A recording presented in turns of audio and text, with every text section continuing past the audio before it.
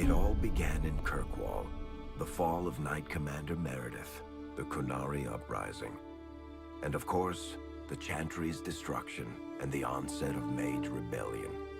One person always stood amidst the swirling chaos: Hawke, the champion of Kirkwall. The Hawke family fled Lothering, refugees from the Blight. Leandra, mother of the champion, and siblings Bethany and Carver hoped to find refuge at her family's estate in Kirkwall, far to the north. As a mage with a family legacy of magic on both sides, Hawke naturally became involved in the events that ultimately led to the Mage Rebellion. The Hawkes escaped the Blight with the help of Aveline Valen, a warrior and family friend. It's said that the family was also aided by Flemeth, the notorious Witch of the Wilds. Hawke's sister Bethany never reached the Free Marches. She was killed by Darkspawn while defending her family. The family's first years in Kirkwall were difficult.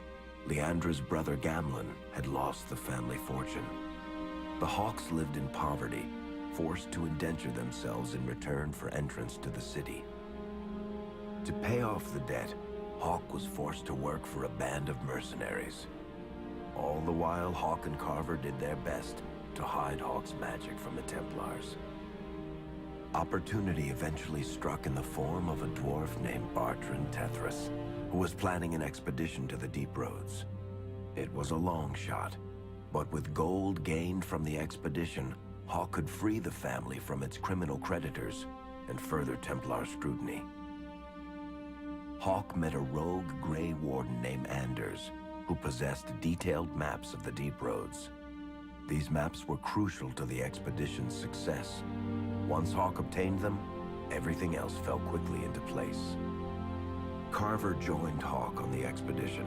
The siblings found ancient dwarven treasure and a statuette formed from a strange red lyrium. Carver fell victim to the blight that suffuses the Deep Roads, but Anders led him to a group of Grey Wardens who were able to save his life.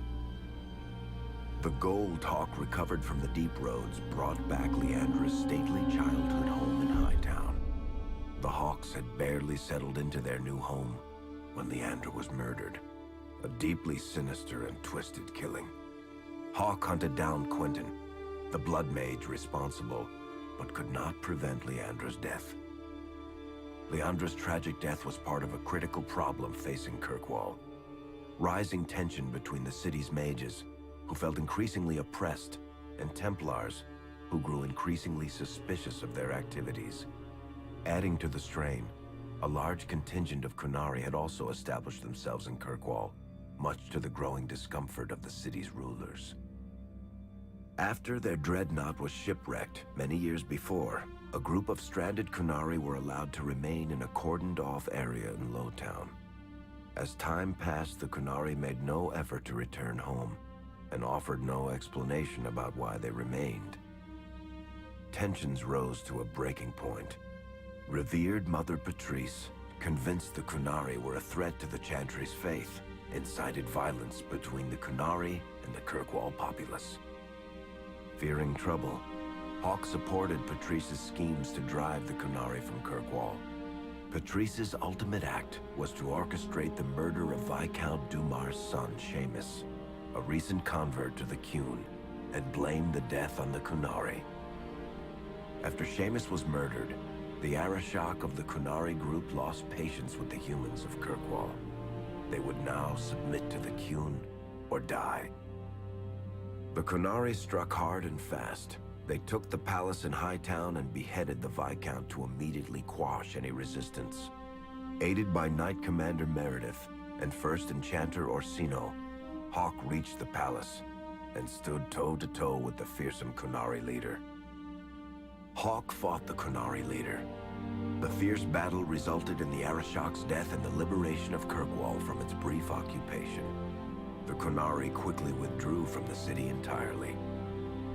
Hawke saved Kirkwall and earned the grudging respect of the city's Templars, mages, and nobility, along with the title that history remembers: the Champion of Kirkwall. Kirkwall's problems were still not over, however.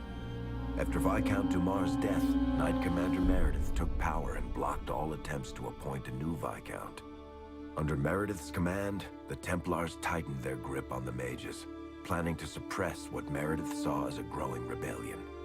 Anders, who spent years fighting for justice and freedom for his fellow Mages, saw that the time for negotiation was past.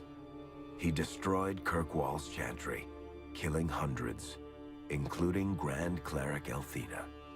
This single act began a rebellion that spread from circle to circle, until all circles of Magi had risen up in defiance against chantry rule.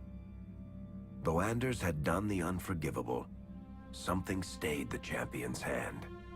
Anders survived the day, although many others did not. Fighting spread swiftly through the city. Some mages rebelled openly, many of them succumbing to possession. Templars turned their swords on mages who rebelled and on those who did not. As First Enchanter Orsino refused to bend to the Templars, Knight Commander Meredith demanded that every mage in Kirkwall be put to the sword. The Templars found an ally in the champion, who fought alongside them to quash the rebellious mages. In the end, the Templars placed Hawke on the Viscount's throne, for a time at least.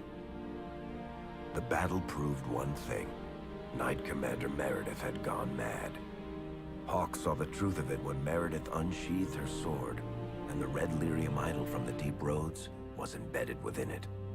The blade fueled her hatred and paranoia, as it had for months.